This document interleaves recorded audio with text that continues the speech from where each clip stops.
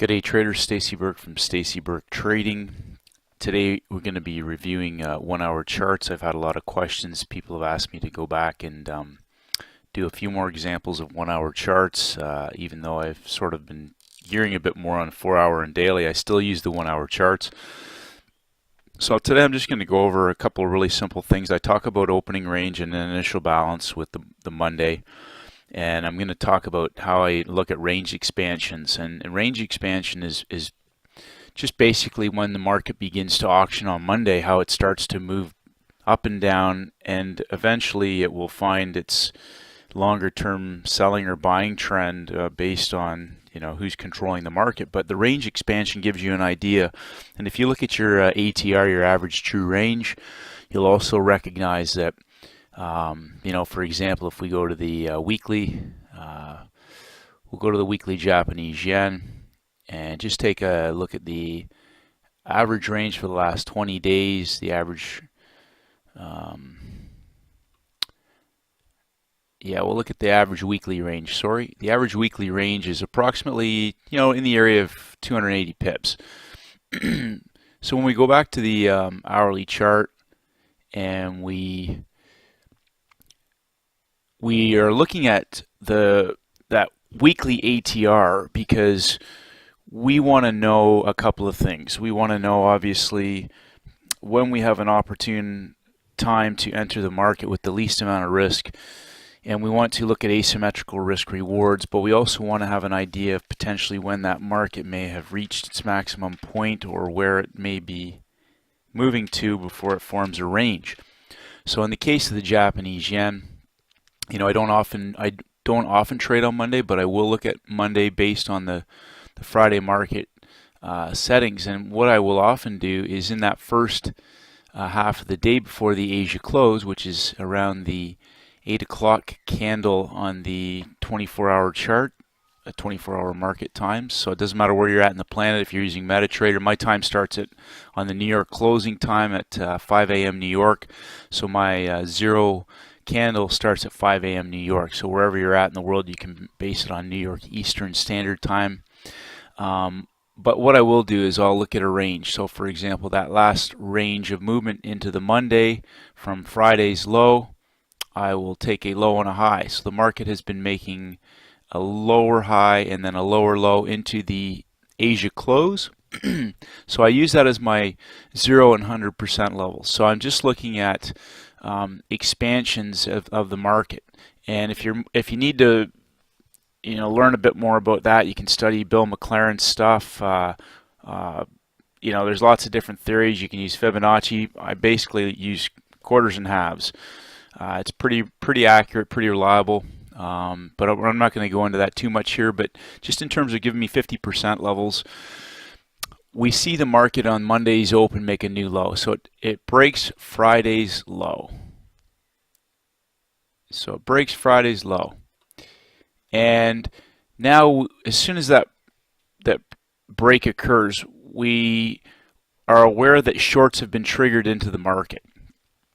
And so people into the Asia close may have been thinking that shorts were trapped now. It's going to run back to the other side of that previous high, but it reverses on the London Open and starts to auction back down towards the low.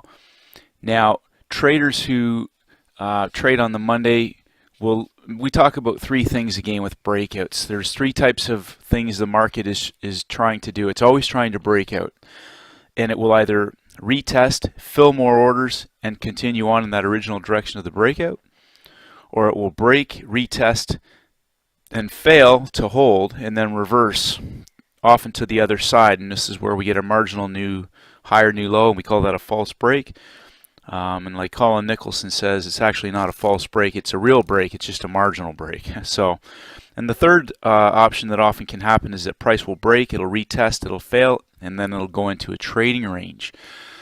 So, the main thrust of our trading usually will occur into the Asia closed London Open and then into the New York Open. We talk about between 2 a.m. and 5 a.m. that often there's a new, potentially a high or a low for the session occurring after London opens. And so we look at the opening of the day for the Monday. The red line is the Monday, and you can project across a level where there's been resistance set from the opening of Asia. So we have our now a new low set from breaking Friday's low. We have a low in Asia. We have the London Open reverses. So now we also have an area from the Asia close that's vertically isolated. Okay, so traders, again, we're looking for ranges to establish. Like, I like rectangles, and as you can see, we now have our rectangle. We also have an area where we can sell high, and or an area that we can buy low, but we've also got a range established. And what we can do with a range like this is we can often project it down to see where at least potentially a profit target could be set. And also, you know, again, what I'll do is often take my fib, which is already set to 50s and 50% of ranges. So as you can see, we did a full measured extension. I'll just get rid of this. We did a full measured extension of that range from the earlier session, from the early part of Asia. So Asia made a push. It traded back to the top of the range from the opening of the day. London Open reversed that, gave traders a 1-bar stop, which we had an area that was vertically isolated, but we can either take a stop inside of the range of the big bear bar or underneath of the bull bar. It doesn't matter, they're all the same. Essentially, you're looking at a range of you know, roughly 30 to 35 pips, and as I say often with most of the hourly charts, 30 to 35 pips is my maximum stop in most cases. And so I know when I'm wrong, I know that I shouldn't be wrong by that. If the market is moving against me, I'm out right away. I do not mess around anymore. I get out of the market right away. And if you can get one lesson from this video today, it's to get, when you're wrong, to get out right away, because you'll be emotionally vested into a losing trade, and it will block your vision on entering in any other trades. And the number one rule to long-term success is take small losses. And then, of course, we talk about an asymmetrical risk reward. So if we have a trade where we can enter into the market somewhere up here, sorry about the size of that. So we can enter into the market somewhere up here. I'll just see if I can shrink that. So if we can enter into the market somewhere in here, take a stop loss in the area of 30 to 35 pips. We have a range that is approximately 50 pips right here. Now, that's roughly not quite a one-to-one. But what we do have is now the opportunity to establish a projected measured move if the market does indeed break out. And that measured move gives us approximately a 100 pip range of target. So if we're risking 30 to 35 pips, we now have something in the area of a 3-to-1 risk to reward ratio. And that is something that obviously is in our interest to look at taking. Now, even more interesting is that on a Tuesday now, we'll go to Tuesday. And what I will look for on Tuesday now is I will take the range of Monday, and I will use Tuesday, the Monday high low, as an important range now, because I want to know if the market is going to do a range expansion, or again, is the market going to break out and go sideways, or is it just going to form into a trading range? We've roughly traded in the area of 120 pips, roughly. And we know that our ATR for the week is 280. So we know that this market still has a range to move. Now, as we go through Tuesday, the market bounces off the low of Monday and stays inside of the range of Monday. Now, we're not going to discuss trading that. We're just talking about the range, using Monday's range as a tradable situation. So if we were looking for a breakout or a continuation of this move, at this point, again, Monday is traded in the area of 120 pips. We know that the average range for the week is 280 pips. We know that this market still has a lot of area to cover. So the market has now formed an auction around the 50% level. We go into Wednesday. You can even draw your highs and lows if you want from Tuesday. And again, we see that Wednesday stays reasonably range bound until later into the US session. Again, it stays above Monday's lows. Auctions back, we get into Thursday, and that market is still range bound between Tuesday's range roughly. We go into Wednesday, and we see this market now in Asia break out to test the 50% level, and then starts to auction on top of the 50% level as we head into London and then the early part of the US market, at which point we get a breakout. Now, obviously you're not sitting here 24 hours a day, but if you're trading the Asia closed London Open, or if you're trading the US session, then this is an important range now to consider in that US session market at the 1600 candle.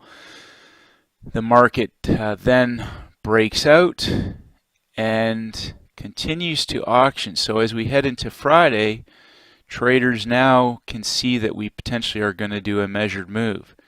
Now in retrospect, if we dial this back to the opening high of Monday right off the Asia session, we can see that we did a full expansion of Monday's range. So obviously, sometimes it's not going to be a perfect fit, but if you find the right levels, the market will often give you an indication of where these targets can be. But you can see again that the market on did roughly 240 pips, 240, 250 in that range. Let me just measure that.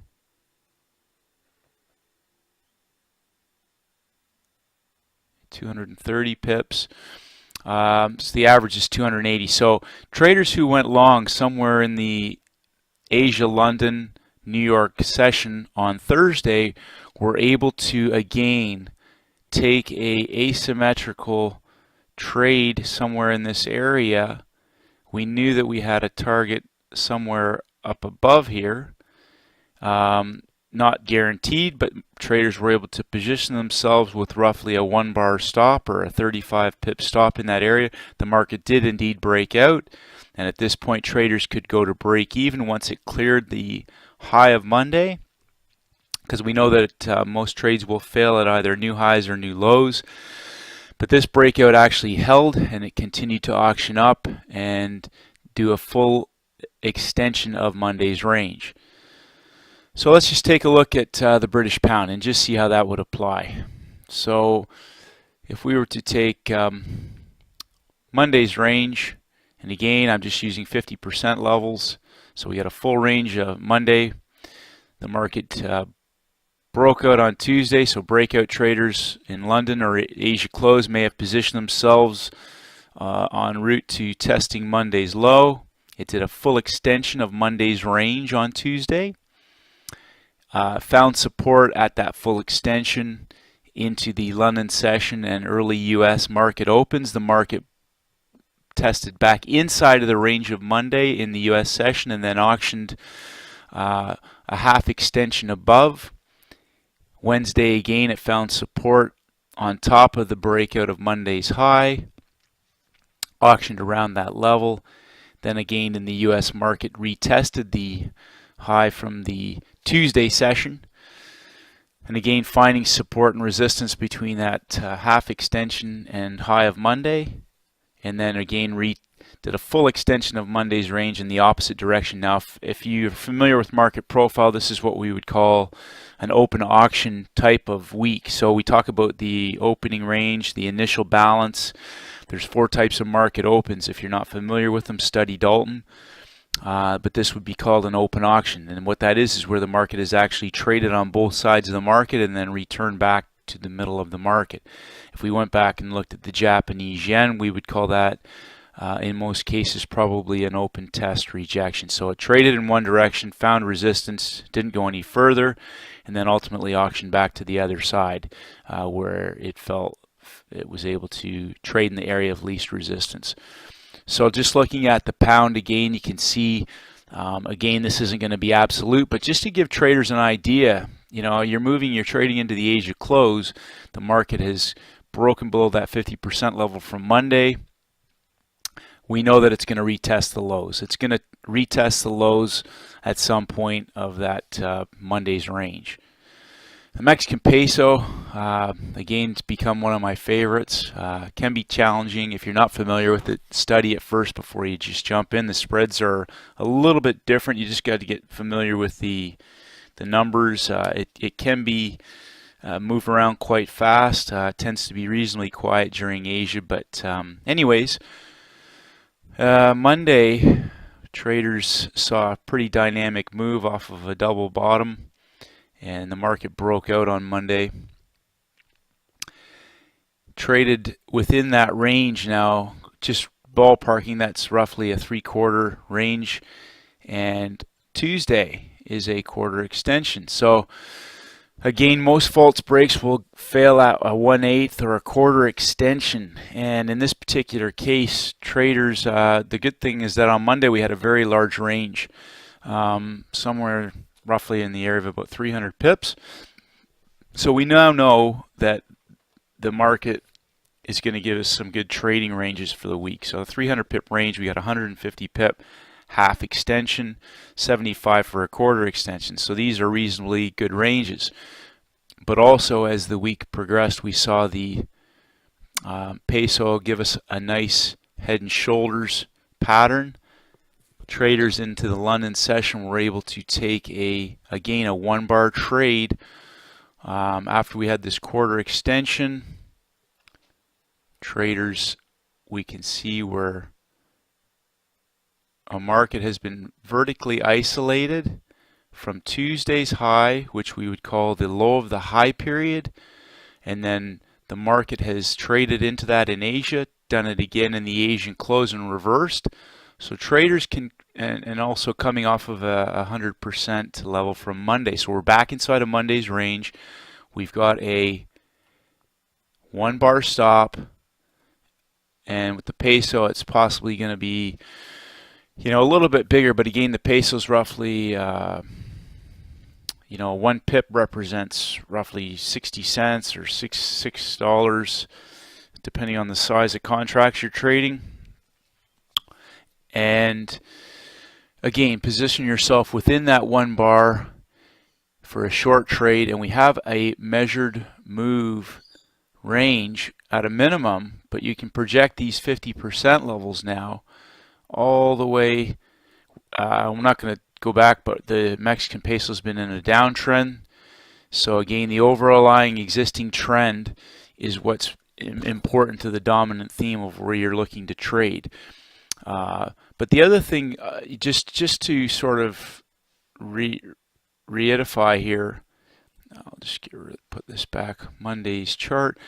I like to see a pattern build up with at least 12 bars.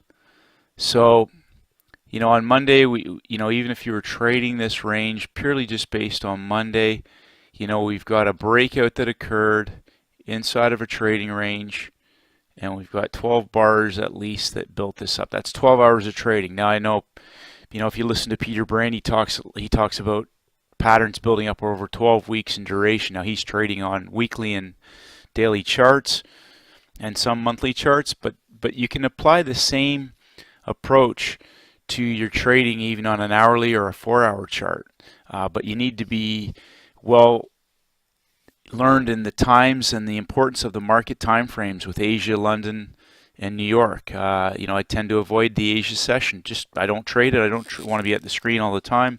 But I do know that there's a high correlation with the Asia close and London Open, and with the Mexican peso, especially the New York Open. Once it starts to move during the New York session, it tends to move very strongly for a few hours before the London close, at which point it can reverse sometimes or just go sideways. But these are really critical, especially for the peso.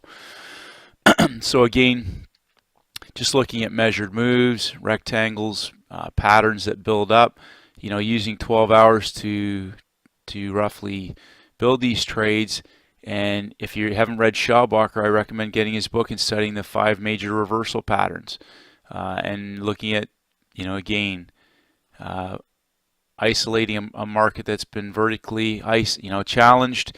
And you can see now this is similar to John Carter's high of the low of the high period trade. So again, the market is broken out. It's given us an isolated area where traders are trapped. It's retested that. And again, if you know much about 3 thrust patterns, there's been 3 attempts to break that market. The Asia closed London Open reverses that, gives traders a fantastic opportunity to trade this market. And again, you can see that it did 2 full extensions of that range from which it broke out. Again, I said I like rectangles. This is the type of stuff that I look for. Keep it simple, traders. Just look for simple patterns. That's a rectangle. A breakout, retest, fills more orders, and resumes its trend. On Thursday, it gives us a flag formation. Now, I took this trade on Thursday, but this is what I look for. I look for a market that gives me some level. Okay, so we had bullish activity right off the Asia Open. This isn't a downtrend. This is what I love to see. I knew that the market would retest that high, but I'm looking for where there is an existing high that the market will break through, retest, and fail at. I got filled at 533. That market went up to 535. And then retested it again at 534, and that breakout candle was a second entry for breakout. It was a breakout trade entry, but a second entry for other traders who got in earlier. I only traded 1 position on this, and I traded that down to Monday's low. Again, so we look at Monday's low. The market found support, and again, if you were using the measured extensions of that, they're pretty close to each other. So use Monday's range to look for range expansions. Stick with geometric patterns. Look for breakouts around these opens, these Asia closed, London Open, New York Open.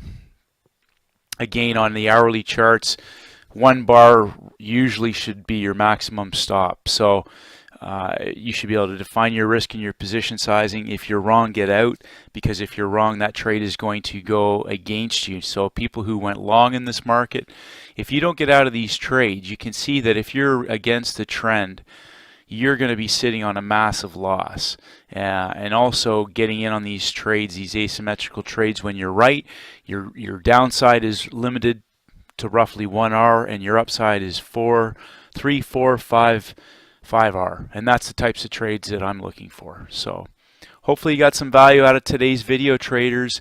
Use Monday's range to give you an idea of where the market may move towards to fulfill its weekly ATR. Look for these failures, these vertical isolations, and look for rectangles. Have a great trading week. Stay disciplined. Keep studying the market, traders. Every week it's going to give you the same opportunities to capitalize, so keep getting better. Have a great trading week. Hi traders, it's Stacey Burke from Stacey Burke Trading. If you haven't done so, please head over to my website at staceyburketrading.com. I create updates on almost a daily basis, and I would love for you to receive them. Just click on the blog. If you want to enter your name and your email address, I'll send you my free audio program, the 7-Step Daily Routine for High Performance Traders. This is essential knowledge for all traders in all markets, and this is for helping traders to master the market with discipline, confidence, and a winning mindset. I appreciate all your feedback and comments. As always, traders, stay disciplined, and may the markets go with you.